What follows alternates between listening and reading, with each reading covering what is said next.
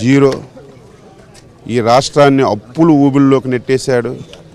ప్రతి కుటుంబం మీద 8.5 లక్షల రూపాయలు అప్పు తీసుకొచ్చాడు. ఎక్కడ చూసినా ఒక డెవలప్మెంట్ లేదు.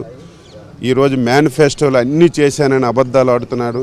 85% మేనిఫెస్టోలు అమలు చేయలేదని చెప్పి ఒక బుక్లెట్ వేసి ఈరోజు శాసనసభలో చూపించాలని నిర్ణయించాం.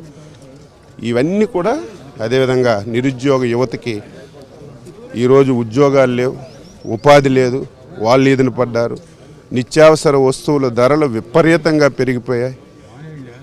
ఈ విషయాలన్నీ కూడా ఈ 3 రోజులు ఎంతవరకు అవకాశం ఉంటే అంతవరకు. అక్కడ మైక్ ఇచ్చే అవకాశమే లేదు. ప్రతిసారి కూడా మీరు పోరాటం చేస్తున్నారు. అయినప్పుడు కూడా మీరు వెళ్ళిన కసేపటికే బయటకు వచ్చేసే పరిస్థితి. అసెంబ్లీలో మైక్ ఇవ్వరని చెప్పి మేము వివిధ రూపాల్లో సమస్యలను ప్రతిబింబించాలని చెప్పి నిర్ణయం చేస్తాం. అందుకే రోజు కూడా ఒక్కొక్క ఐటెం తీసుకొని దానికి అనుసంధానంగా ఉన్న సమస్యలన్నీ కూడా క్రోడీకరించి బయట చెప్తాం, లోపల అవకాశం ఉంటే లోపల చెప్తాం. ఇంకోటి ప్రధానంగా చూస్తే కనుక పొత్తుల విషయం మీద అనేక విమర్శలు కూడా వస్తున్నాయి. ఇప్పటివరకు కూడా తేలలేదని చెప్పి వైసీపీ నాయకులు అయితే విమర్శిస్తున్నారు.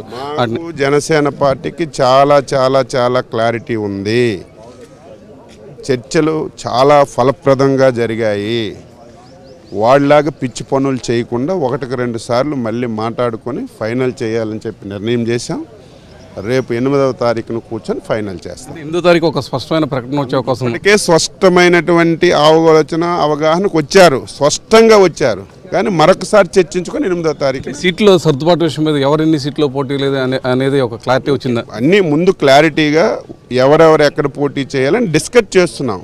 ఫైనల్గా రేపు 8వ తారీఖున ఒక అవగాహనకు వచ్చి ఒక డేట్ పెట్టి అప్పుడు అనౌన్స్ చేస్తాం.